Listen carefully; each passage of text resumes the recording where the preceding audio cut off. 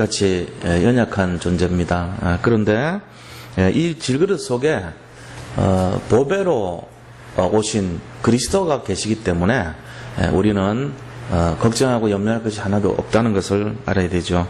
그래서 오직 그리스도 예수께서 이 땅에 오셔서 우리의 모든 문제를 완전히 다 해결하시고 끝낼 것을 약속하셨기 때문에 우리는 그 믿음을 가지고 살아가는 거예요. 그래서 예수님을 믿는 믿음 때문에 우리가 아무것도 염려하면 안 되고 걱정할 필요가 없다는 것입니다. 그래서 이제 결론을 내야 되는 거죠. 이렇게 지금 세상 사는데 그렇게 뭐 항상 편안하고 아무 걱정 없고 문제 없고 그런 게 어디 있겠습니까? 그런 건 사실 없죠. 근데 그런데도 불구하고 우리는 항상 모든 문제 해결자, 생사복의 주관자 이렇게 말씀을 하는 이유가 예수 그리스도께서 인생의 모든 걸 끝내셨기 때문에 그런 것이에요. 우리의 질그릇 같은 연약함을 충분히 보호해 줄 수 있는 능력을 가지셨기 때문에 우리가 그것을 믿고 이렇게 주님 바라보는 거죠. 그래서 예수님이 오셔가지고 우리를 운명 사주팔자에서 벗어나게 하셨잖아요. 우리는 운명이 없어요. 운명이라고 하는 것은 세상 사람들이 쓰는 용어예요. 우리는 운명이 벌써 없고 사주팔자도 다 벗어났고 우리에게 있는 것은 예수 그리스도의 언약밖에 없어요. 예수님이 작정하신 그 하나님의 계획밖에 없는 거예요. 그러니까 우리 속에 있는 계획은 전부 하나님 계획이지 나에게 부여된 태어날 때부터 나를 운명적으로 인도하는 그런 건 없어요. 그래서 예수님 믿는 사람들은 그걸 가지고 뭐라 그러냐면은 작정이라 그래요. 하나님의 작정. 내가 작정해야 되겠다. 일단 그 작정과 같이 하나님의 작정밖에 없는 거예요. 하나님이 우리를 볼 때 이 사람은 이렇게 해야 되겠다. 그 작정을 하신 거예요. 그걸 다른 말로 하면은 하나님의 예정이라 그래요. 하나님의 작정, 하나님의 예정, 또 하나님의 경륜 이렇게 써요. 그게 전부 다 하나님이 우리를 향하신 계획이란 말이에요. 그거밖에 없어요. 불신자들은 운명이 있어요. 그러니까 그 운명의 틀에 묶여가지고 저주 재앙 속에 살아가는 거예요. 우리는 운명 없어요. 그렇기 때문에 재앙을 받을 이유가 없는 거예요. 6월절 사건이 일어났잖아요. 그래서 우리가 이 보배로운 그리스도가 함께하기 때문에 아무 문제가 없다고 하는 겁니다. 실제로 문제가 있더라도 그건 문제가 없는 걸로 생각을 해야 돼요. 바꿔야 돼요. 그래서 우리 영적 상태가 평안을 유지하는 상태로 항상 누려야 될 줄로 믿습니다. 이 속에 들어오는 것이 증거입니다. 예수님을 믿으면 제일 먼저 오는 것이 변화된 것이 마음의 평안이 임하는 거예요. 그러니까 그렇게 살아야 됩니다. 하나님께서 우리를 위로해 주십니다. 아무리 어렵고 힘든 상황에 빠져 있더라도 환난 가운데 우리를 위로하시는 하나님이세요. 그리고 이 보배로운 그리스도께서 우리와 함께 하시기 때문에 환난을 당하나 우리는 낙심치 않고 그랬어요. 사방에 우겨쌈을 당하지만은 쌓이지 아니하고 그랬습니다. 그러니까 우리 자신들이 답답하고 어려운 일 당해도 낙심치 않고 이제 염려하지 말라는 얘기죠. 그 다음에 남들에게 핍박당하고 박해를 당해도 그런 어려움 속에서도 버림받지 않는다 그랬어요. 그 다음에 거꾸로 트림을 당해도 망하지 않고 그랬잖아요. 그러니까 이런 거를 우리가 실제적으로 삶 속에 적용해야 됩니다. 삶 속에서 적용하지 않은 신앙은 실제적으로 성취가 안 되는 걸로 그렇게 되어 있어요. 그러니까 말씀을 잡으면 그거를 실제로 삶에 적용할 수 있도록 우리 영적 상태를 바꿔야 됩니다. 그래서 결과적으로는 이제 속사람이 날마다 새로워지고 속사람이 자꾸 자라야 돼요. 그래서 영원한 것으로 우리 자신들이 그것을 이뤄가고 영원한 것을 이뤄가야 돼요. 그 다음에 하나님께서 계획하신 그 보이지 않는 그런 것을 이뤄가는 것이 우리가 해야 될 내용들입니다. 이런 내용들 속에서 예수님을 바라보면은 반드시 승리하게 돼 있죠. 그러니까 약속을 잡고 사는 사람하고 약속 없이 사는 사람하고 차이가 뭐냐면은 문제가 딱 터지잖아요. 그러면 이 마귀가 계속 우리를 24시간 우는 사자와 같이 노리고 있잖아요. 그러니까 너희 염려를 주께 맡기라 그랬는데 우리 염려를 자꾸만 가져다 줘요. 그래서 이 흑암의 역사가 계속 우리를 떠나지 않기 때문에 평안을 뺏기는 거예요. 근데 하나님은 우리에게 원하시는 것이 뭐냐면은 예수님과 너희가 함께하고 있으니까 마귀를 대적하라 그랬잖아요. 그게 바로 베드로전서 5장 7절 8절의 말씀 아닙니까? 너희 염려를 주께 맡기라. 마귀가 우는 사자와 같이 삼킬 자를 찾아다니지만은 너희가 걱정하지 말고 오히려 마귀를 대적하라 그랬거든요. 그러니까 이런 거를 딱 잡은 사람은, 언약 잡고 있는 사람은 그 약속을 믿기 때문에 문제 사건 속에서도 이 대적하는 힘이 생겨요. 근데 언약 없는 사람은 예수님 믿는다 그러면서도 실제적인 문제와 상황이 딱 벌어지면은 그 문제 상황 속에서 어떻게 해야 될지를 모르는 게 돼버려요. 당하고 또 옛날에 그 각인된 상처, 지금까지 살아왔던 방식 이런 걸 가지고 그걸 자꾸 풀려고 그러잖아요. 그러니까 이제 어려운 일 당하는 그대로 안 되는 거예요.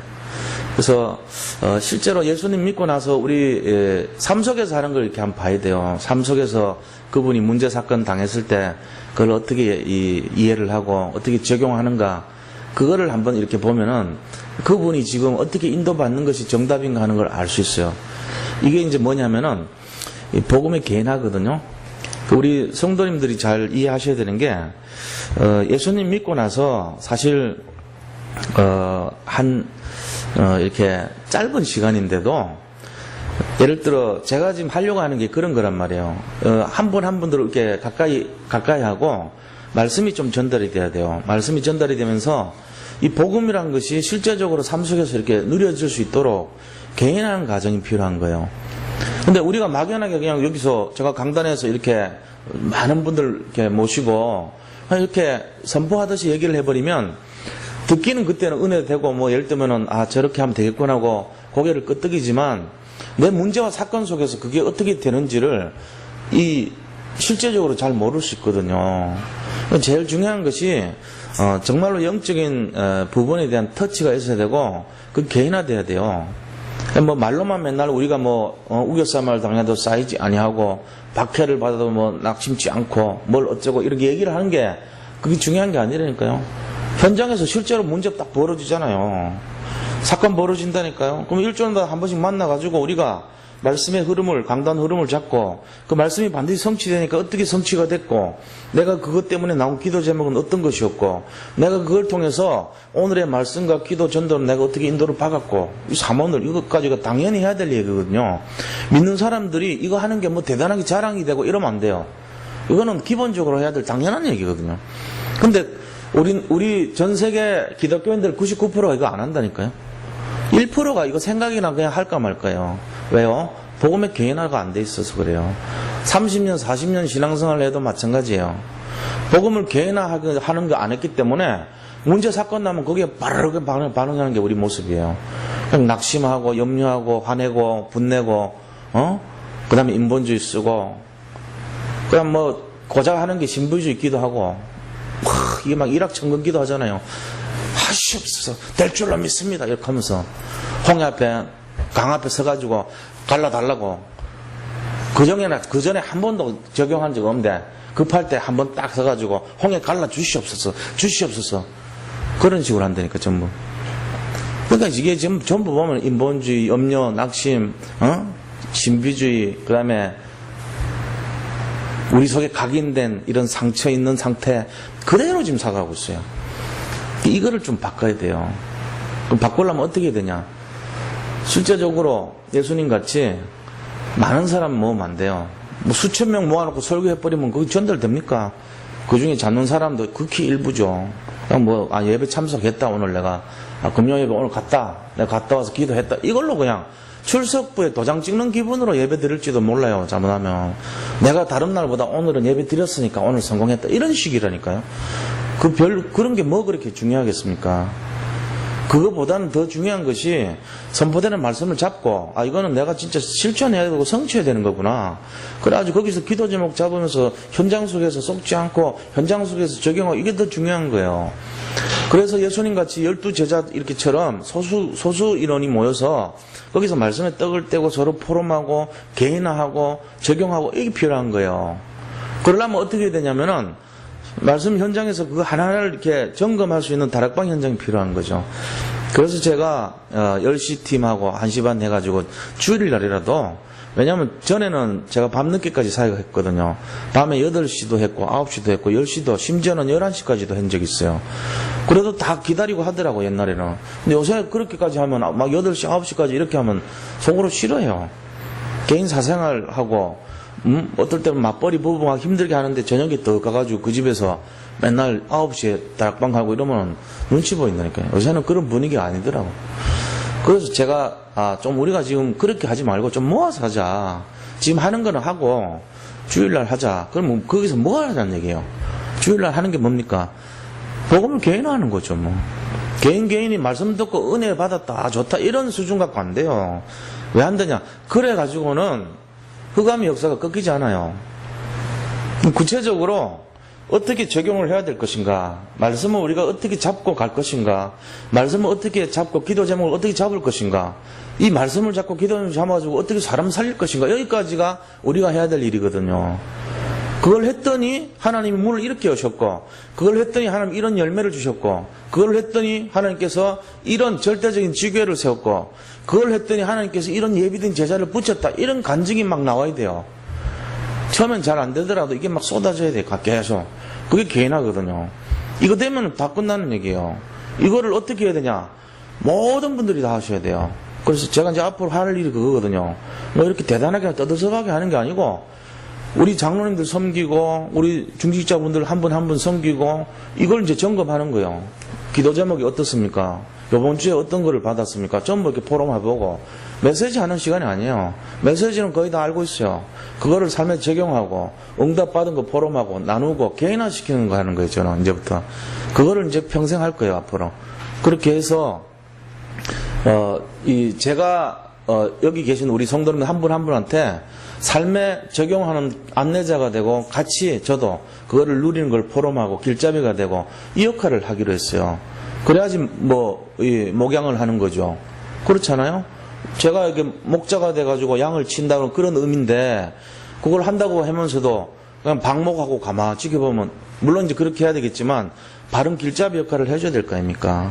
그렇게 해야지, 꼴을 제대로 이렇게 먹을 수 있도록 소화가 되는지, 또, 나쁜 꼴을 먹는 건 아닌지, 좋은 꼴을 드시고 계신지 점검을 할 거 아니에요. 그래야지 그분이 내면의 변화가 일어날 거 아닙니까? 이게 시작돼야 되는 거예요. 중고등부, 대학 청년부, 유초등부 다 마찬가지예요. 지금까지 하듯이 일방적으로 모아가지고 말씀 선포하고 예배 드렸다 하고 끝나버리면 삶 따로 예배 따로 이런 인생 돼버려요. 삶 따로 예배 따로 되면 뭔지 아세요? 질그릇 같은 거 질그릇 따로, 질그릇 속에 있는 보화 따로, 이게 따로 동아요. 그 어마어마한 것을 다 모른다는 거예요. 어린 아이들이 지금 이거 알면은 대단한 역사 일어날 건데 그냥 모르는 거예요. 그러니까 막 예배 드릴 땐 쫙 하다가 예배 끝나고 나면은 막 질서가 무너져요. 너무너무 정신없이 돌아다니고 삶에 적용이 안 돼요. 뭐가 복음인지, 복음을 누리는 삶이 뭔지도 모르고, 사모늘도 마찬가지. 사모늘 행위 자체가 중요한 거 절대 아닙니다. 사모늘 왜 합니까? 개인화하려고 하는 거거든요. 개인화의 뜻이 뭔데요? 내 자신 속에 복음이 체질화되는 걸 말합니다. 내 삶 속에 복음이 녹아있는 걸 말합니다. 사모늘의 결과는요, 좋은 모습이 되는 거예요. 예수님을 닮아가는 인생이 되는 거예요. 사람을 이렇게 할 때 섬기고, 누구한테 말할 때, 그 사람을 살리고, 누구든지 잘못된 거 있으면 용서해주고, 누구를 있으면 세워주고, 이런 모습이에요. 근데 사문을 해가지고, 딱 앞에 서가지고, 나는 사문을 오늘 했는데, 니는 했냐? 이럴 때면은, 이런 거 따지는 수준 되면 어떻게 되겠어요? 그게 이제 예수님이 아니고, 사탄이란 말이에요, 바로. 사문을 준 게 문제라, 그 사람은. 안 가르쳐 준 게 더 좋아. 차라리 사문을 모르는 삶이 훨씬 나아. 근데 사문을 했기 때문에 안 하는 사람 죽이는 사람 되는 거, 이게 완전히. 우리 사도 바울이었거든, 옛날에. 담에색에서 예수 믿는 사람을 잡아 죽이러 다녔다고. 나는 복음으로 율법으로 완전 무정인데 너희들은 그러면서 그게 그런 모습이에요. 우리가 진짜 복음 정신을 뭔지 깨달아야 돼요, 이제. 그래서 30가지가 개혁입니다.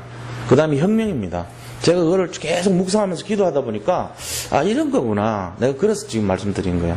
우리가 뭘 한다는 그 내용이 잡히면요, 나는 이렇게 완벽하게 하고 있는데 너희들은 뭐야? 이래 놉니다. 그거는 바리새인이거든요. 그런데 나도 부족하지만 이렇게 하니까 너무 좋더라. 내가 이렇게 했으니까 당신도 이렇게 하면 좋겠다. 섬기는 마음으로 하면은 그거는 잘 된 거예요. 제대로 한 거예요. 그렇게 하는 것이 좋은 거예요. 그래서 우리가 어떤 사람이든지 이런 모습 속에 승리할 수 있도록 이제 그 일이 우리 교회에서 막 여기저기서 일어나면 좋을 것 같아요. 아멘? 네, 진짜요. 제가 정말로 여기 계신 분들 한 분 한 분마다 다 섬기고 싶어요. 그런 마음으로. 저는 다른 건 모르고 제가 이걸 위해서 한 생명을 걸어가라 그러면 제가 감사함으로 걸 것 같아요. 그래서 이것 때문에 이제 살아야 되고 이것 때문에 제가 일을 하고 요번에 우리 강남노예 이 8분 목사님 모여가지고 지금 계속 고민하는 게 있거든요. 우리가 이 8가지 미션을 이제 맡아가지고 어떻게 이거를 하고 어떻게 인도받냐. 그렇게 하다 보니까 결론이 뭐냐면은 한 가지 말을 갖고 되는 게 아니에요. 이 8가지 전체를 다 알아야 돼요. 그러니까 제가 몇십 번을 머릿속에 처음부터 끝까지 몇십 번을 이걸 계속 메시지를 마음속으로 정리하고 돌리고 정리하고 돌리고 몇 번을 했는지 몰라. 완전히 자다가 일어나도 8가지 미션이에요. 항상. 지금까지 요광수 목사님과 모아가지고 우리가 한 게 한 10번 모임 가졌거든요. 요번 주까지 하면은. 근데 10번 동안에 계속 들었던 거 또 듣고 들었던 거 또 듣고. 한 명이 뭐 한 가지 제가 맡은 게 문인데 문만 하는 게 아니에요. 문을 하려면 사문을 알아야 되고요. 사문을 하려면 기도 제목 성취되는 거, 말씀 성취되는 거 알아야 되고, 그거 하려면 말씀 흐름 타는 거 알아야 되고, 전체가 다 연결돼 있어요. 이게 전부 다. 이 속에 들어가면 다 끝나겠더라고. 내가 진짜 목회를 이렇게 하면 너무 좋은 건데 처음부터 내가 이렇게 그런 마음 깨달은 거 있죠. 그러니까 지금 오늘 드리는 말씀이 진짜 진실한 거예요. 그래서 여기 계신 분들이 우리 어떤 형식적인 거 다 좀 내려놓고 하자고요. 이제부터. 그 형식이 뭡니까? 우리가 뭐 예를 들면 참여한 거 막 이렇게 뭘 한 거 행위 중심 막 이런 거 그거 아니에요. 진짜 사문을 깨달으면요 사람 바뀝니다. 어떻게 바뀝니까? 복음적으로 되는 거죠. 뭐 교회 안에 변화가 일어나야 돼요. 10년 20년 교회를 다녔는데 변화가 없다 예를 들어 그럼 뭔가 잘못된 거 아닙니까? 뭐가 잘못됐을까요? 제가 볼 때는 그 사람의 속사람은 변화되지 않고 그 사람만 바뀐 거죠. 뭐 그렇게 되면 그렇게 돼요. 그 사람은 얼마든지 바꿀 수 있거든요. 그 사람 제일 많이 바뀐 사람 누군지 아세요? 배우들이에요. 탤런트들. 어떨 때는 악역했다가 어떨 때는 굉장히 또 좋은 이미지로 했다가 어떨 때는 또 아주 막 뭐 이렇게 불량배처럼 나오기도 하고 어떨 때는 또 막 회장님이 되기도 하고 변하잖아요. 어떨 때는 굉장히 좀 막 호인이었다가 어떨 때는 아주 또 이렇게 엘리트로 나왔다가 어떨 때는 바닥으로 막 기기도 하고 분수로 나오기도 하고 그 사람은 항상 바뀔 수 있어요. 근데 진짜는 뭐냐면 그 사람 내면에 있는 속사람이에요. 우리가 그 사람이 어떤지 모르거든요.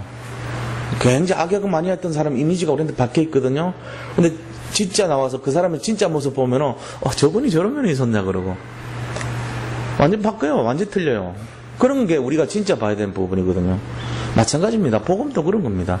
우리가 지금 여기 있는 겉으로 드러난 모습 물론 이제 비슷하겠지만 겉으로 드러난 모습 가지고 판단하면 틀리죠. 속죠. 진짜는 어떤 겁니까? 그 사람 혼자 있을 때 하는 행동, 그 사람이 혼자 있을 때 하는 하나님 앞에서의 중심, 그 사람이 하나님과의 관계 이런 게 더 중요한 거예요. 속사람이 중요하니까. 그런데 그게 잘못되면 막 나타난다니까. 그래서 제가 오늘 말씀드리려고 하는 골자는 뭐냐면은 진짜 중요한 것이 뭐냐, 정말로 복음의 중심에 서서 개인합니다. 이거 해야 돼요. 요셉은 언약을 가지고 완전히 철저하게 개인화가 돼버린 사람이에요. 오늘 그 얘기예요. 요셉은 언약을 잡았는데 이게 완전히 자기 걸로 됐단 말이에요. 그러니까 어디 가도 이게 나타나요. 어디 가도 하나님 도와줘요. 진짜로 믿어버렸고 진짜로 이 말씀을 잡았고 진짜 이거를 그대로 성취했던 거예요. 그 내용을 오늘 나누려고 그런 겁니다. 본론에 들어가서요. 첫 번째는 뭡니까? 승리의 요셉이에요. 요셉을 우리가 쭉 보면서 지금까지 이제 쭉 봤잖아요. 요셉 인생을 볼 때 우리가 여기 딱 보니까 뭔 느낌 듭니까? 구덩이에 빠졌는데 마치 물이 없었다라 그랬잖아요. 형들이 구덩이에 거기다 있는 빈 구덩이에 밀었어요. 그래 가다 놨는데 거기 물이 있어서 요셉 빠져 죽잖아요. 그때 상황은 흥분되어 있는 상태이기 때문에 물이 빠져 있어도 누가 안 구해줘요. 그냥 뭐 죽는 거고 이런 식이죠. 근데 마치 물이 없었더라. 이게 하나님 승리한 걸 표시한 거거든요. 그러면서 또 노예 시장에 팔려갔어요. 노예 시장에 팔려갔는데 거기서도 하필이면 보디벌 집에 간 거예요. 이게 하나님 계획 아닙니까? 이게 벌써 승리한 거거든요. 딴 집에 갔으면은 어떻게 될 뻔했어요. 거기 가야지 이 장관들 만나는 거 아닙니까? 내무부 장관, 비서실장 만난 거거든요. 떡 맡은 관원장, 술 맡은 관원장, 이거는 비서실장이 하고 내무부 장관 말하는 거예요, 말하자면. 그런 사람을 어떻게 만나요? 그런 수순을 다 하나님이 진행하는데 첫 번째가 팔려나가게 하고요. 그리고 하필이면은 카라반이 그때 지나가게 하고요. 하필이면 형 루벤이 없을 때 유다가 팔자고 제안을 했고요. 그 시간적으로 아주 절묘하게요. 그리고 팔렸거든요. 그러고는 하필이면 보디발 집에 팔려갔어요. 그리고 하필이면 보디발 눈에 띈 거예요. 자, 저 히브리 소년 사람이 좀 괜찮게 생겼으니까 가정에 총무로 쓰자. 그래가지고 거기서도 성공해요. 그리고 또 요셉은요, 결정적으로 승리했던 비밀이 유혹에 승리했어요. 만약에 보디발 부인이 유혹을 했는데 요셉이 아니 뭐 이렇게 외롭고 다른 나라에 가 있고 지금 위기 상황이고 어렵잖아요.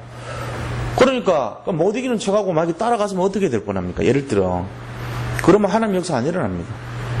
하나님께서 그거를 요셉에게 테스트한 거예요. 일종의 보디발 부인이 그 높은 지위와 여러 가지 여건을 이용해서 유혹을 했음에도 불구하고 그 유혹에서 승리했던 거예요. 그게 요셉이 승리했던 이유예요. 근데 대부분 사람들은 상황이 그렇게 되면은 뭐 좋은 게 좋으니까 이러고 묻혀서 뭐 남들이 알겠냐 뭐 이러고는 그래서 넘어가 버린다니까. 거기서 결정적으로 실패하는 거예요, 사실은. 이게 이제 진짜 믿냐 가짜 믿냐 이 차이거든요. 정말로 속사람이 제대로 됐냐 개인화됐냐 개인화 안 됐냐 이 차이거든요. 그러니까 요셉이 유혹에 이겼다, 이거는 개인화된 것을 딱 나타낸 거예요. 요셉의 속사람은 하나님의 사람이었다는 거죠. 근데 이 중심이 안 됐으면 허물어져 버립니다. 그러면 모든 것이 다 끝나버린 거예요, 거기서. 근데 요셉이 결정적으로 그것 때문에 모함받은 것 같지만 하나님 계획이 바로 감옥, 그 감옥이 목적이었거든요. 거기를 이제 들어간 거예요. 들어갔는데 또 놀라운 사실은 거기서도 승리합니다. 간수장이 딱 보니까 이 사람이 성실하거든요. 야, 네가 좀 나를 도와주라. 이거 맡겼잖아요. 그래서 간수장이 거기에 모든 보급품 같은 거 맡겼단 말이에요. 그러니까 화장지도 주고 치약도 떨어지면 주고 칫솔도 갖다 주고 수건도 떨어지면 주고 뭐 이런 거 했을 거 아닙니까? 뭐 요즘이야 그런 거지만 옛날은 뭔지는 모르지만 하여튼 줬을 거 아니에요. 그 다음 식사를 또 배달해 줄 때도 이왕이면은 큰 사이즈 나오는 고기가 있고 작은 고기가 있으면 좀 마음에 드는 사람한테 큰 거 줄 수 있잖아요. 어차피 한 개는 한 개인데 그게 이제 요셉 권리거든. 그러니까 거기 있는 제수들이 전부 다 요셉하고 친하려고 하겠죠. 이게 이제 승리하게 한 이유예요. 그러면서 성실하게 하면서 친해진 거예요, 요셉이.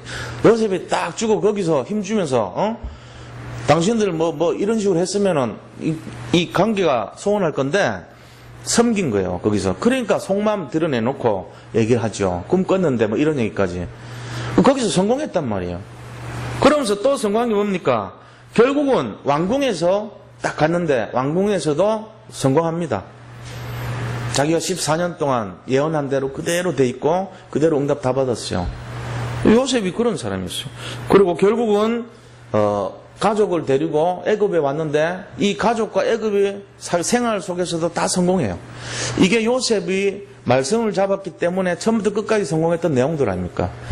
그러니까 우리가요 하나님하고 약속을 딱 갖고 살면 반드시 승리하게 돼 있습니다. 이걸 알아야 돼요. 자, 그러면은 우리가 봐야 될 게 이게 개인화거든요.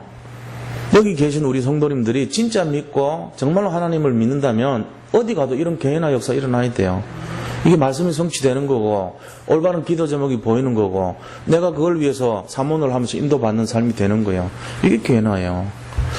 그러니까 뭐 우리가 대단한 것 같지만 전 세계에서 승리했던 사람은 전부 이 네 가지 방식을 치렀던 거예요. 말씀을 언약을 잡고 그것이 성취됐고 올바른 기도 제목 발견하고 내가 세상 살리기 위해서 오늘 하루를 인도받고 승리하는 삶, 그거예요. 그게 사모늘 아닙니까?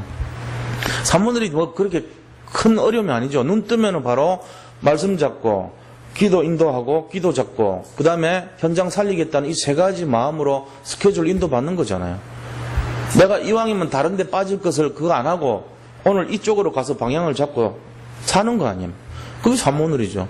여기까지 하면 성공한다는 거예요.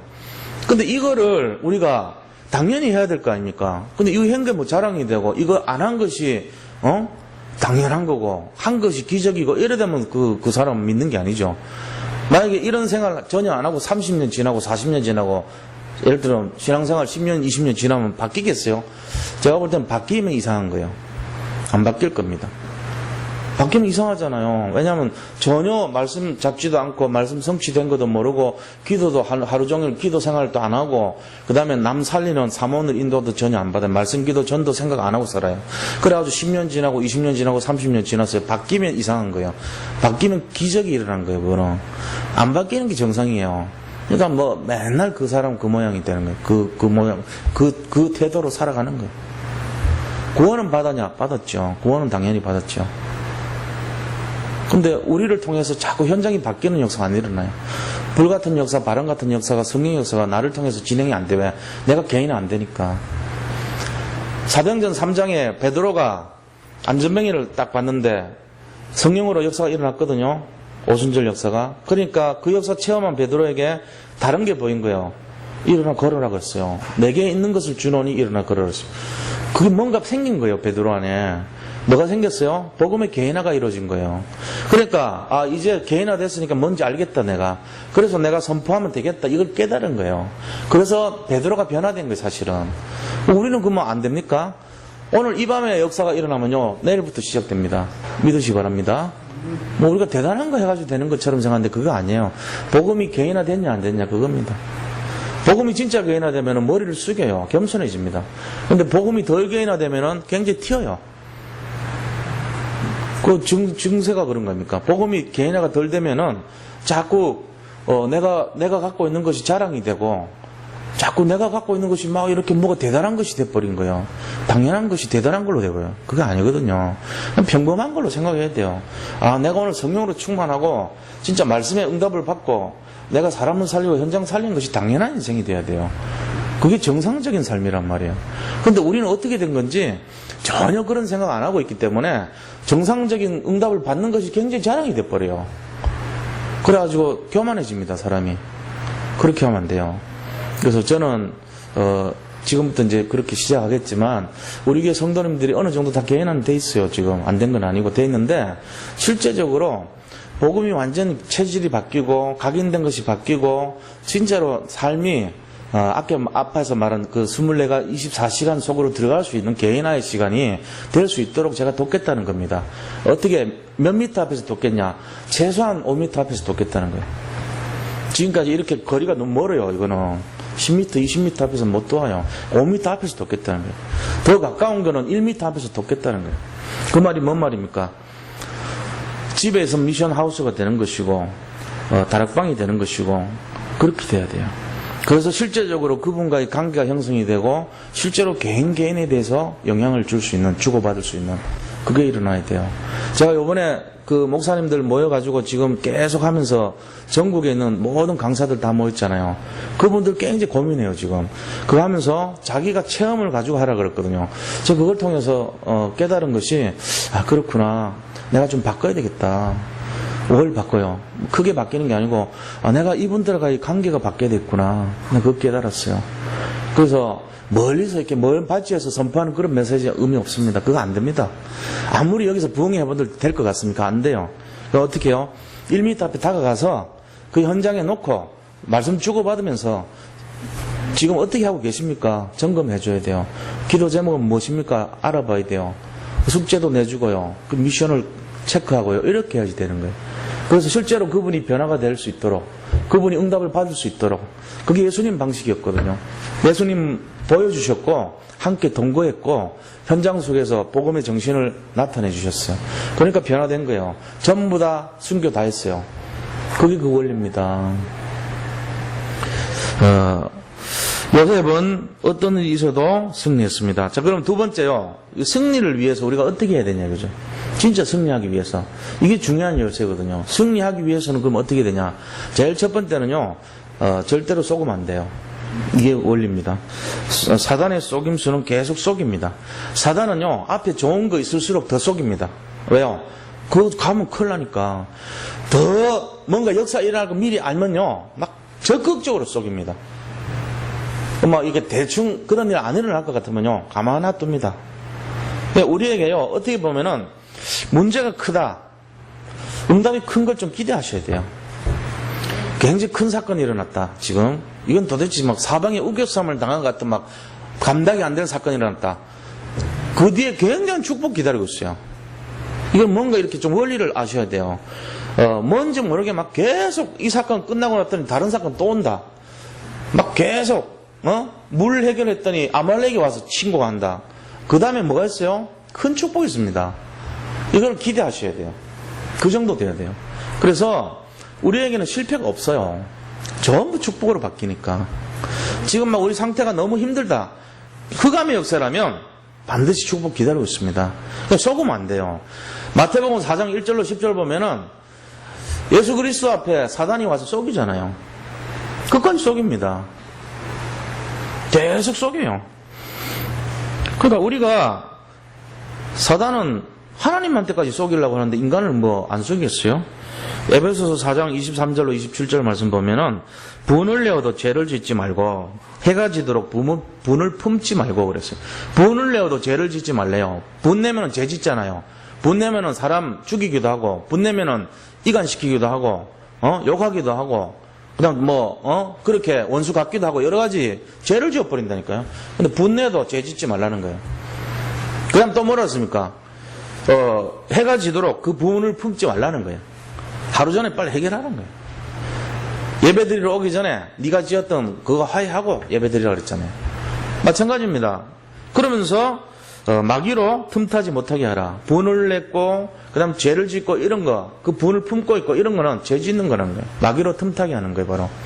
그래서 이런 거에서 실제로 쏙지 말아야 된다는 것입니다. 베드로전서 5장 7절로 8절 보면은 뭐라 했습니까? 너희 염려를 주께 맡기라. 근신하고 깨어있으라. 마귀를 대적하라. 그렇게 말하잖아요. 우리가 실제로 예수님이 이 땅에 오셔가지고 하신 제일 큰 일이 뭐죠? 마귀를 멸하러 오신 거예요. 하나님의 아들이 이 땅에 오신 이유는 마귀를 멸하기 위해 오셨더랬어요. 결국은 흑암과의 영적 싸움을 위해서 이 땅에 오신 거예요. 그러면서 이 출애굽기 17장 16절 말씀에도 하나님 여호와께서 내가 아말렉과 영원히 세대를 두고 시간을 두고 영원히 싸울 것이다. 이렇게 말하고 있어요. 사단과 계속 싸우겠다는 얘기 하시거든요. 그게 하나님의 뜻이고 계획한 거 아닙니까? 옛날에 그때 모세 시대 때 아말렉과의 그 사단과의 싸움이 예수 그리스도께서 이 광야에서 사단의 시험을 받을 때 그 싸움이었고 또 우리가 지금 싸우는 영적 싸움이 되는 거예요. 지금 당하는 이 재앙의 문제가 어느 날 툭 온 게 아니고 과거에도 그랬고 사단은 계속 지금도 싸우고 있고 앞으로도 싸울 것입니다. 바로. 그런데 그는 저 무적행성으로 영원히 가둬지는 그런 존재예요. 종이 호랑이죠. 우리가 속을 필요는 없어요. 이미 끝난 건데 이 땅에 있는 동안 그냥 거짓으로 눈에 보이게 하는 겁니다. 그래서 강도가 셀수록 환난이 핍박이 어려울수록 있을수록 앞으로 흑암이 일부러 방해하는 걸 알고 이 뒤에 큰 응답과 축복이 예비되어 있다는 걸 믿으셔야 됩니다. 그게 바로 알기 때문에 막죠. 걔가 뭐 일 없이 막겠어요? 만약에 그 사람이 나쁜 짓 하는데 가만 놔둬도 될 것 같으면 방해 안 하죠. 흑암이. 말로 방해하겠어요. 자기가 원하는 일을 하는데. 안 그래요? 자기가 원하는 일을 계속 하고 있어요. 예를 들면은 해적질을 계속 하고 있는데 그 해적을 죽일 이유가 없죠. 자기 새끼들인데. 도둑질을 계속 하는 사람에게 뭐 굳이 뭐 어렵게 할 일이 뭐 있어요. 뭐 가만 놔둬도 지가 잘하고 있는데. 그런데 이게 보니까 맨날 전도하고 사람 살리고 사람을 격려하고 그 다음에 막 사모를 하도록 인도하고 뭔가 영적인 비밀을 가르쳐주고 영적 싸움하게 만들고 기도하게 만들고 말씀 가까이 하게 만들고 이런단 말이에요. 자꾸만. 그러니까는 하나님의 나라로 자꾸 사람 뺏어간단 말이에요. 그러니까 계속 못하도록 이 모양 저 모양으로 계속 어려움 주죠. 거기에 속으면 안 된다는 거 우리가. 하나님 자녀가 당연히 그럴 거 아닙니까? 그 다음에 작은 두 번째로요. 환난과 시험과 핍박과 멸망과 재앙의 문제가 왔을 때 우리에게 어려움이 왔잖아요. 그럴 때 어떻게 해야 되냐 이거죠. 지금 이게 이제 우리의 이 개인의 주제예요. 사실은 요셉에게 온 것이 전부 이 문제거든요. 환난 왔죠. 핍박 왔죠. 억울함 당했죠. 그 다음에 기다려도 안 오고 사람들에게 외면당했죠. 왕따 당하는 기분 들었죠. 이런 일들이 요셉의 마음이었단 말이에요. 그때 어떻게 해야 되냐 이거죠. 우리가 이게 진짜 개인의 내용이에요. 어떻게 할 겁니까? 화내야죠. 성질 부려야죠, 뭐. 모세가 민수기 13장에 보니까 민수기 뭐였습니까? 이스라엘 사람들이요, 이 출애굽기 17장 나오는 말씀이 민수기 13장 똑같이 나오거든요. 그거 보니까 물이 없다고 막 원망하는 거예요. 그러니까 지팡이 들고 민수기 보면 나와요. 거기 있는 바위를 칠 때 2번을 막 세게 쳐요. 화를 내면서. 하나님 앞에 경건한 모습으로 그거를 치지 아니한 고로.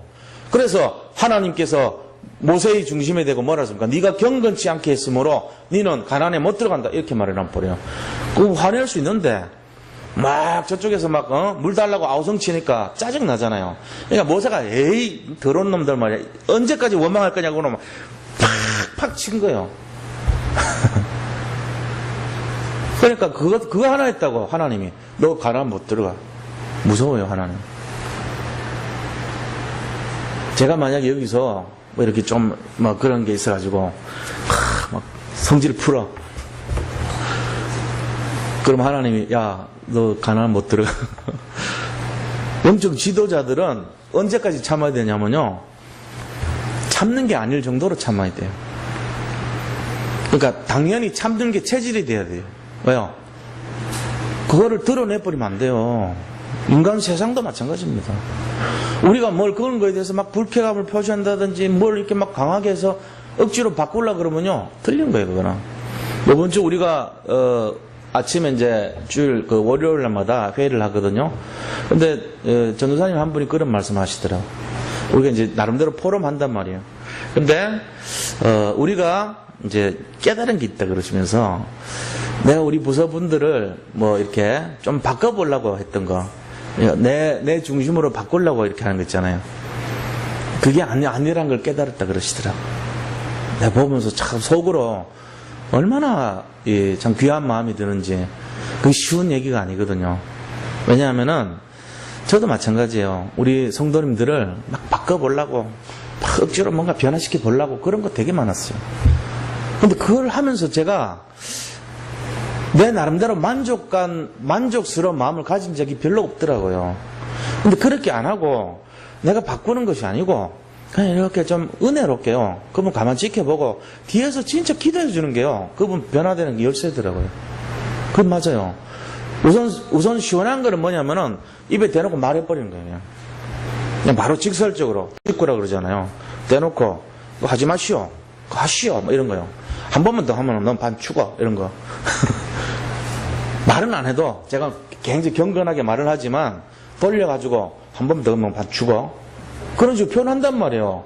그게 이제 여기저기 이렇게 형식과 격식을 갖춰가지고 그렇게는 얘기 안 하지만 비슷하게 얘기하잖아요. 모르겠어요. 당하는 사람들 다 알지. 근데 그게 변하냐? 절대로 안 바뀝니다. 속으로 반발심 생겨요. 오히려 이렇게 탁 해가지고 기회만 봅니다. 한번 내가 원수 갚을 날 있을 거야, 이러고. 그런 거지. 인간관계 그런 거예요. 진짜 결정적인 어려움, 실수를 해도 아무 소리 안 하고 그냥 이렇게 모른 척 해주고 살다 보면 뭐 그렇게 할 수 있잖아요. 원치 않아도 그냥 이렇게 덮어버리고 모른 척하고 오히려 뒤에서 힘주고. 진짜 그런 일을 딱 한 번 당했다 그러면 어떻게 하겠어요? 평생 감사하게 생각하겠죠. 평생. 그런 마음이 들더라고요. 근데 그거를 얘기하니까 내가 참 감사한 거예요. 아, 우리 교육자 수준이 이렇구나. 다들 그렇게 표현하시더라고요. 들어보니까. 그러니까 자기가 인위적으로 하려는 게 아니고 진짜 하나님한테 맡게 되겠다는 그런 얘기셨거든요. 그게 제가 들으면서도 은혜가 됐더라고요. 그렇게 돼야 될 줄로 믿습니다. 우리가 인위적으로 하고 강제적으로 바꾸려고 그러고 억지로 틀을 고치려고 그러면 안 돼요. 그건 개인화가 틀린 거예요. 만약에 그런 식으로 하면요, 거기서 같이 일하는 사람은요, 한 명도 좋아하는 사람 없어요. 다 도망갑니다. 누가 그거 좋아하겠어요? 그 성격 그러고 안 좋고 까칠하고 그러면요, 다 싫어합니다. 요즘 같은 사람들. 그 이왕이면은 자기 잘못한 거 알지만 이렇게 좀 덮어주고 다독거려주고 위로해주고 보살펴주고, 그래도 좀 여건이 좋은 사람이 좀 못한 사람한테 이렇게 어루만져주는 그런 분위기가 돼야지. 예를 들면 서로 사랑의 관계가 생기고 좀 위로의 관계가 생기고 힘을 얻죠. 그러면서 결정적일 때 도와주고 싶어 하잖아요. 오히려 그런 거 아닙니까? 그런 것이 됩니다. 그러니까 꼭 원수 갚아가지고 속 시원한 거 좋은 거 아니에요. 마찬가지로 우리가 환난과 시험과 어려움과 핍박이 올 때 우리가 개인화되는 부분은 내가 마음대로 하는 것이 아니고 하나님께 맡겨야 될 줄로 믿습니다. 그래서 제가 하기는 하려고 그러지만 제가 막 강제로 끌어간 그런 게 아니에요. 편안 속에서 해야 돼요. 그것도 기도하면서 이제 그렇게 해서 할 거예요. 근데 요셉은 그러면 어떤 응답으로 그걸 받았냐면은, 그런 문제 왔을 때 요셉 자신은요 흔들지 않은 이유가 하나님이 함께한 걸 누렸어요. 그래서 창세기 39장 2절 보면 답이 나와 있잖아요. 요셉이 하나님과 함께함으로 그가 형통한 자가 되었더라. 이게 원리거든요. 항상 하나님이 나하고 함께 하신다, 이거를 놓치지 않았던 거예요. 이게 진짜 이 믿음이 있으면 개인화된 거죠, 이미. 그럼 뭐 그 사람이 하나님하고 함께 하는데 뭐 이상한 짓 하겠어요? 하나님하고 진짜 함께 하는 사람은 흔들리지 않게 돼 있죠. 그러니까 문제가 와도 흔들리지 않아요. 갈등하지 않아요. 그러면서 임마누엘을 누렸다는 사실입니다. 이게 승리의 비밀입니다. 승리의 비밀은 하나님과 함께하는 마음이에요. 이거를 잡았어요. 첫 번째는 속지 않는 마음, 두 번째는 하나님과 함께하는 마음. 이게 승리의 비밀이었다는 것입니다. 우리도 이 마음으로 한번 살기를 축원드립니다. 그렇게 믿음으로 결단하시기 바랍니다. 실제로요, 다락방 안에 오는 분들은요, 이거 잘 하셔야 돼요. 우리가 좀 강하거든요. 진짜요. 제가 말씀드렸는데, 어떻게 보면은 우리는 말씀 중심으로 많이 들었기 때문에 굉장히요, 복음에 선명해요. 선명하다 보니까 뭘 이렇게 막 이끌어가는 거 잘하고요, 막 선포하는 거 잘하고요, 바로 답 주는 거 되게 잘해요, 우리가. 그러다 보니까 잘못하면 상처 줘버려요. 다른 듣는 사람 입장에서는요, 굉장히 좀 거부감이 있을 수 있거든요. 복음은 그런 것이 아니잖아요. 내가 막 강하게 막 선포해가지고 꺾어가지고 막 부러뜨려가지고 이런 게 아니잖아요. 이렇게 안아주고 끌어안아주고 방향을 제시해주고 이렇게 갑시다 건면해주고 이런 거죠. 기다려줄 줄도 알아야 되고 그거잖아요. 그러니까 너무 강하단 말이에요, 어떻게 보면은. 그러니까 뭐가 없어 보여요? 회개가 없어 보이잖아요. 자기는 막 다 옳은 것 같고 자기는 완벽한 것 같은데 자기도 막 문제투성인데 엉망인데 삶이 그런 모습으로 보일 수 있거든요. 그러니까 우리가 잘못하면 그래야 된단 말이에요. 나도 연약하지만 저 사람도 연약한 사람들끼리 서로 돕는 마음으로 섬기고 이런 것이 맞는 거예요. 그런데 나는 훈련 많이 받았으니까, 나는 당신들보다 훨씬 더 영적으로 나는 깨어있으니까, 나는 사모를 하니까, 나는 날마다 기도 말씀 전도 중심으로 사니까 너들보다 한 수 위야, 이러면 되겠어요? 그거 다 느껴요. 그건 틀린 거예요. 그럼 그 사람 인생 볼 것도 없어요. 재앙이 임한 거죠. 뭐 교만이란 재앙이 임한 거예요. 그 사람 살리겠어요? 못 살립니다. 세월 지날수록 그 사람은 못 살리는 사람으로 딱 구분됩니다. 그런데 이상하게 그런 것이 아닌데 사람을 영혼을 사랑하고 진짜 자기가 믿어버리고 정말로 복음이 개인화되면요, 사람을 자꾸 살려요. 이상하게 그 사람만 만나면 사람이 살아나는 거예요.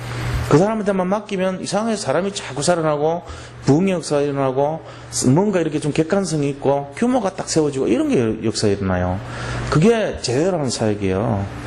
우리가 그게 개인화예요. 제가 이번에 보면서 느낀 게, 목표란 게 이런 것이었구나. 유 목사님 직접 얘기해 주신다니까. 요새는 이렇게 해라, 이렇게 해라. 왜냐하면 좀 구분시켜갖고 목사님들끼리 모여있잖아요, 거기는. 왜냐하면 제가 많은 걸 배웠어요, 사실. 그런 중심으로 하라는 거예요. 제가 기억나는 것 중에 하나가 그겁니다. 유 목사님 이번에도 그런 말씀 하시더라고요. 강단에서 여러 가지 말을 하고, 집회를 하고, 훈련을 받고, 아무리 해도 몇십 년 했는데 많이 변화되는 거 못 봤다는 거예요. 30년 동안 이 전도 훈련을 하고 이렇게 했는데 진짜 근본이 바뀐 사람 몇몇 못 봤다는 거예요. 자기 돈 문제 걸려있고 이해관계에서 하고 자기 어떤 유리한 거 나오고 자리 나오고 이러면요, 전부 벌떼같이 달려들더라는 거예요. 그래서 우리한테 부탁하시더라고요. 목사님들, 그거 믿지 말고, 강단의 말씀 그거 믿지 말고 개인적으로 접촉하세요. 개인화 시켜야 됩니다. 그게 답입니다. 그러시더라고요. 내가 거기서 큰 답 받았어요. 여기 계신 분들하고 저하고 거리가 5m 안에서 이제 사역해야 돼요, 앞으로. 그러려면 시간이 없잖아요. 그러니까 이제 여기 우리 교육자분들하고 같이 그 일을 하는 거예요, 이제 앞으로. 그거 해야 돼요. 우리 교회가 지금까지 얼마나 많은 세월이 지났고 제자화 됐는데 일어나야 될 때 아닙니까? 나는 지났다고 봅니다, 이미. 여기 계신 분들 한 분 한 분이 전도의 마음으로 진짜 복음 누리는 삶으로 개인적으로 기도가 응답되고 이런 삶이 돼야 됩니다. 그거 안 되면요, 제 책임이기도 하지만 여기 계신 분들 책임이에요. 우리 서로가 잘못한 거예요, 지금. 그래서 거리를 좁혀야 돼요. 개인이 1대1로 안 들어가면 안 되게 돼요, 이제는. 그래서 그 일을 하자니까요, 같이. 전부 다 같이 한번 힘을 합쳐서 해보기를 축원드립니다. 그렇게 해야 돼요. 그래야 변화했어요.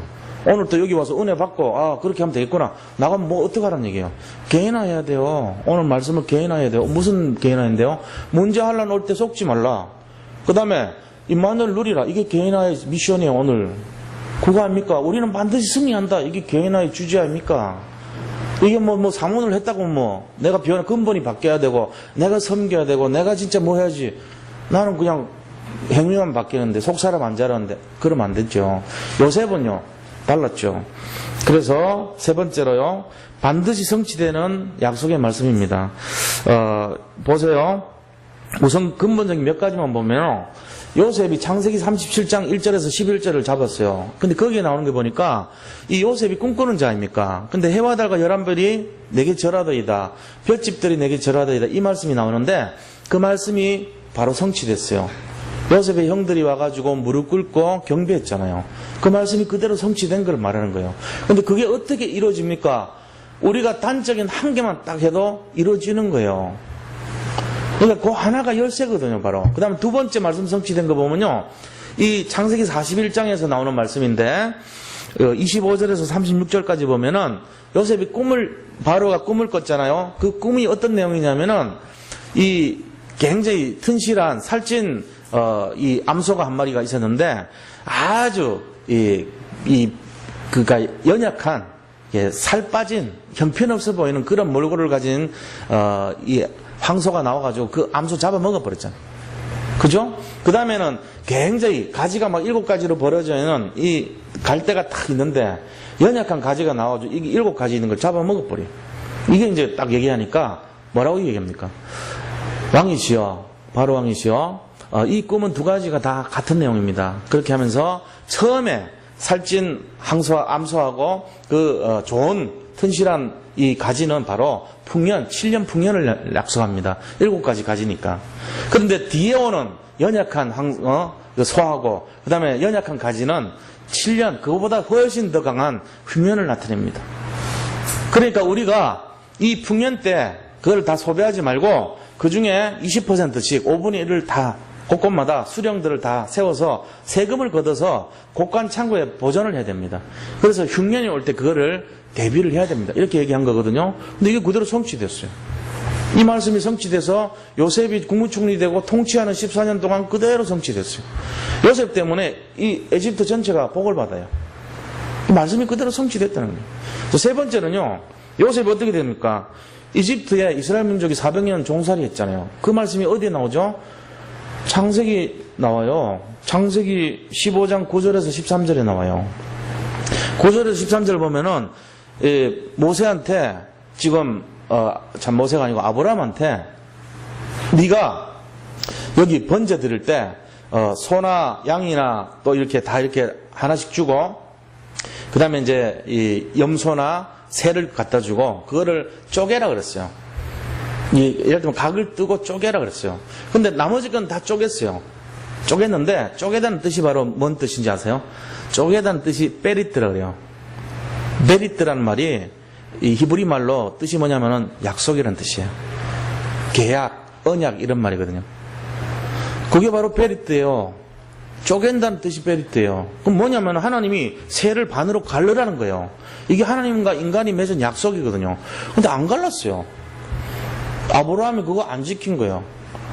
그러니까 약속을 파기한 거잖아요. 그러니까 하나님이 버럭 말씀하신 게 15장 13절에 뭐라고 했냐면은 네가 이 약속을 안 지켰으므로 쪼개지 않았으므로, 그러니까 언약을 파기한 거잖아요. 네가 네 후손들이 이방에서 객이돼서 400년 종살이하고 그들을 섬길 것이다. 그리고 마지막에 그들에게서 다시 재물을 얻어가지고 돌아올 것이야. 이렇게 말합니다. 근데 이 약속 그대로 성취돼요. 그래서 이집트 가가지고 400년 종살이한 거예요. 근데 그 말씀 성취되잖아요. 왜 성취됩니까? 약속은 바로 반드시 성취되기 때문에. 거기서 언약이란 말이 나왔어요. 그 커버넌트라 하기도 하고 또 컨트랙트라 그러죠, 영어로는. 이런 말들이 전부 베리트라는 말하고 같은 말이에요. 이게 언약이에요. 이 약속을 잡고 가라는 거예요. 약속을 잡고 가는 거. 언약궤도 마찬가지죠. 약속을 담은 상자니까. 그러니까 베리트라는 말이 그런 데서 나온 말이에요. 쪼개다는 뜻입니다. 자, 우리가 이런 것을 보면은 하나님 약속은 반드시 성취됩니다. 우리가 여기서 결론으로 우리가 뭘 봐야 되냐면요. 첫 번째는 하나님과 약속을 잡은 자는 반드시 승리한다는 거, 그걸 잡아야 됩니다. 이게 개인 안 되면요. 그럼 오늘 제가 선포하는 좋은 말씀이죠, 뭐. 권영훈 목사는 당연한 말씀 하니까 좋은 말이다. 이럴 거 아닙니까? 그게 나한테 개인화되면요. 지금 당장 나가서 뭐 사건 터지고 문제 터지고 할 때 어떤 적용이 되겠죠? 그 사건과 문제 속에서 적용이 된다니까요. 하나님 자녀는 반드시 성취된다 그랬다. 승리한다 그랬다. 내가 흔들리지 말고 속지 말아야 되겠다. 이렇게 나오는 거예요. 달라요. 그리고 거기서 기도 제목이 나와요. 하나님, 이 문제 어렵지만 이거 하나님이 도와줘서 반드시 승리할 거 믿습니다. 내가 지금은 어려움처럼 보이지만 요셉같이 환란을 통해서 오히려 그게 징검다리 되고 디딤돌 되고 앞으로 인생에 정말 축복의 발판이 될 줄로 확신합니다. 이런 기도 제목으로 바뀌겠죠. 그거 안 되면요. 그저 막 눈물이 글썽거리면서 지금 이걸 어떻게 해결해요? 그러면서 하나님 어떻게 해결해요? 그러면서 그러겠죠 뭐. 그게 적용 안 된 거예요. 복음의 개인 안 된 사람은 조급하고 자기 인생 경험으로 그걸 바라보고 자기가 가진 이성 갖고 판단하고 자기 계산으로 바라보고 겉에 있는 것으로 환경으로 그런 삶이 됩니다. 우리가 다 그렇게 살아요 사실은. 근데 언약을 잡고 약속을 믿는 사람, 승리 확신 갖고 있는 사람은 다르죠.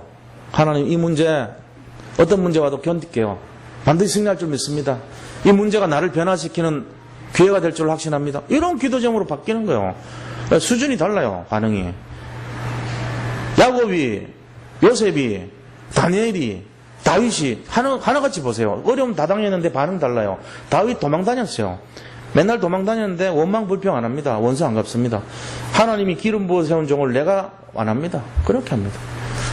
그런 식으로 어떤 문제 오더라도 자, 두 번째 결론은 속지 말고 임마누엘을 누린다. 세 번째는요. 언약은 반드시 성취된다는 확신을 가집니다. 이 세 가지 기억하시기 바랍니다. 자, 이 세 가지가 우리 삶 속에서 정말로 각인되고 개인화되고 24시가 된다면은 문제 없습니다. 문제가 이상하게 문제가 없어요. 갈수록 자꾸 내가 참 부족한 것이 많은데 살아보니까 전부 축복으로 바뀌었구나. 내 인생은 참 너무너무 힘들었는데 지나놓고 나니까 그게 다 축복이었구나. 이런 거 깨닫는 시간 됩니다. 지금 환경에 눌리지 마세요. 속지 마세요. 다 지나가는 거예요. 영원한 시간표는 없어요. 지나가고 나면은 다 회복되고 치유되고 응답됩니다. 그걸 굳게 붙드시기 바랍니다. 하나님 살아계십니다. 하나님 완전하십니다. 부족함이 없습니다. 그래서 그리스도는 모든 것이고 그리스도는 충분한 것이고 그리스도는 완전한 것입니다. 이 근본이 회복 안 되면은 다른 거 넘어가면 안 돼요. 이 결론이 나기 전에 다른 거 시작하지도 마세요. 사실은 이 결론 되거들랑 그 다음에 말씀 흐름, 말씀 성취, 기도 제목, 사모를 하시면 됩니다. 이거 안 되면 다른 거 해봐도 소용없어요. 진짜요. 그럼 하지 말라는 얘기는 아니지만 이거 안 되면 효과 없어요. 이게 안 되는데 어떻게 효과 있습니까? 그리스도는 모든 것이고 그리스도는 완전하고 그리스도는 충분한 것이라는 확신을 도전하시기 바랍니다. 먼저 그게 근본 미션이에요. 그거 돼야지 24시 도전하는 거예요. 그게 기본 미션이에요. 그거 돼야지 그 다음에 도전 미션이에요. 25시는 아무나 주진 않아요. 이거 된 사람이 합격할 때 받는 것이에요. 그게 7 렘넌트가 받았던 응답이에요. 성경에 나오는 모든 사람들이 받았던 진짜 응답은 25시였어요. 사람의 능력이 아니에요. 하나님의 능력이거든요. 오늘 이 밤에도 홍해 갈라지고 여리고 무너지고 요단 갈라지고 정말로 용광로가 불을 아무리 높여도 사람 못 죽이고 사자굴의 사자가 그 기능을 발휘하지 못하고 아무리 수많은 18만 5천 명이 길을 쓰지 못하는 그런 역사 일어난 밤 되기를 축원드립니다. 그거 25시입니다. 오늘 이 밤에 진짜 그 복음이 개인화돼서 그 축복을 누리는 그런 밤 되기를 바랍니다. 자, 오늘 같이 한번 우리 받은 말씀 잡고 잠시만 기도하도록 하겠습니다. 하나님 감사합니다. 오늘 요셉이 잡은 이 언약, 반드시 성취되는 이 언약을 통해서 질그릇같이 연약한 우리지만 정말로 보배 같은 그리스도와 함께하기 때문에 반드시 승리한다는 승리 확신을 가지고 아버지 정말로 속지 말고 흔들리지 말고 임마누엘 축복 누리는 삶이 되게 하여 주옵소서. 그래서 언약은 반드시 성취되고 하나님의 언약 가진 자는 반드시 승리한다는 사실을 갖고 정말로 말씀을 잡고 우리가 인도받는 삶이 되게 축복하여 주옵소서. 우리 삼돌 선교회 모든 성도님들이 한 분 한 분이 정말로 복음 때문에 치유되고 회복되고 살아나기를 원합니다. 복음 때문에 승리하기를 원합니다. 개인화되어서 정말로 또 다른 사람들을 살리는 그러한 주역들이 되게 하여 주옵소서. 우리 교회가 많은 사람들을 살리는 구원의 방주가 되기를 원합니다. 주님께서 정말로 아버지 사단의 눌린 자들을 아버지 구원하는 축복의 방주가 될 수 있도록 인도하여 주옵소서. 우리의 기도가 정말로 그 일을 위한 기도가 되기를 원합니다. 우리의 아버지 정말로 중심이 그 일을 위한 하나님의 사람이 되기를 원합니다. 이 일을 통해서 언약이 성취되게 하시고 정말로 만세전에 하나님이 택정하신 우리를 향한 하나님의 계획이 그대로 성취되는 귀한 밤 되게 축복하여 주시옵소서. 믿음으로 결단하며 정말로 교만하지 아니하고 오히려 승리하는 그러한 귀한 발걸음이 되어서 사람을 섬기고 세우고 살리는 주역 인생이 되게 하여 주옵소서. 오늘도 최고의 날이 될 줄을 믿사옵고 예수 그리스도 이름으로 기도드립니다. 아멘. 네, 우리 공동기도 제목을 같이 한번 보면서 기도하도록 하겠습니다. 네, 여기 나와 있는 내용들 봐주시고, 그래서 첫 번째가 이제 다락방을 해야 됩니다. 복음의 개인화. 이게 중요한 거예요. 이 첫 번째 기도 제목 의미를 좀 새롭게 보셔야 돼요. 제가 말씀드린 거는 우리가 다락방을 하고 다른 사람 할 수 있도록 해야 돼요. 이 두 가지 다 하셔야 됩니다. 그래서 개인화가 너무 중요한 거예요. 복음을 가지고 한 분 한 분이 삶에 적용할 수 있도록 개인화되게 기도해 주시기 바랍니다. 두 번째는 지금 집중 캠프가 일어나고 있습니다. 이것도 흑암 세력이 결박되고 만남의 축복을 정말 주시도록 기도해 주시기 바랍니다. 그 다음에 세 번째, 전 성도가 8가지 미션을 누리도록, 그거 하려면 먼저 그리스도로 결론 나야 돼요. 그리스도는 모든 것이고 그리스도는 완전하고 그리스도는 충분하다. 여기에 도전을 해야 됩니다. 그 다음에 나서 24시, 그 다음에 25시 이거를 위해서 기본 미션, 도전 미션 이거 딱 우리가 도전하는 거예요. 그렇게 해서 이 8가지 미션에 응답을 누릴 수 있도록, 그 다음에 대신방을 통해서 다락방으로 다 연결될 수 있도록 6월 말까지 계속 진행이 됩니다. 또 등록하신 새가족분들이 교회에 잘 정착하고 복음의 뿌리 내릴 수 있도록 그런 마음으로 섬겨야 되겠습니다. 우리 환자분들 위해서도 계속 기도해 주시고요. 윤유승 권사님은 이제 어느 정도 시간이 지나서 뺐습니다. 김명수 성도님 특별히 이렇게 지금 이번에 입원하셨는데 퇴원하셨는데 건강을 위해서도 계속 기도해 주시기 바라고요. 김미자 집사님, 강희진 성도님, 또 박성남 안수 집사님, 김현석 성도님 다 이제 비슷한 어떤 그런 이제 암적인 그런 쪽으로 이렇게 갔었는데 많이 이제 회복이 됐어요. 참 너무 감사해요. 그리고 근본적으로 그런 부분들이 치유가 됐어요. 지금 네 분 다. 그래서 제가 보면서 야, 요즘은 참 이게 시대가 참 좋아졌구나 이런 마음 들고, 그게 이제 우리가 기도하니까 그런 거 아니겠습니까? 그래서 하나님이 그런 수치들, 내용들 잘 정말 지속해서 보호해 주실 수 있도록 기도해 주시기 바랍니다. 권성림 권사님, 또 우리 박영미 성도님 회복을, 완전한 회복을 위해서 같이 기도하기를 원합니다. 또 우리 노예 협력을 위해서 노예 안에 있는 교회들 협력할 수 있도록 같이 기도해 주시고요. 산업인들이 선교기업의 응답을 받을 수 있도록, 또 렘넌트들이 서밋으로, 홀리메이슨으로 세워질 수 있도록, 우리 필라델피아 예일교회가 지금 이 전도학교, 대학 정년 전도학교하고 대학 전도 캠프가 진행이 되면서 다민족 이제 응답을 받고 있습니다. 그 세워진 전도 학교가 잘 진행될 수 있도록 기도해 주시고요. 이번에도 보니까 체육대회도 하고 그런 일들이 있습니다. 하여튼 필라델피아 예일교회가 5가지 형태의 지교회가 곳곳에 세워질 수 있도록 기도해 주시기 바랍니다. 우리 주여 한번 하고 같이 한번 합심해서 기도하겠습니다. 주여!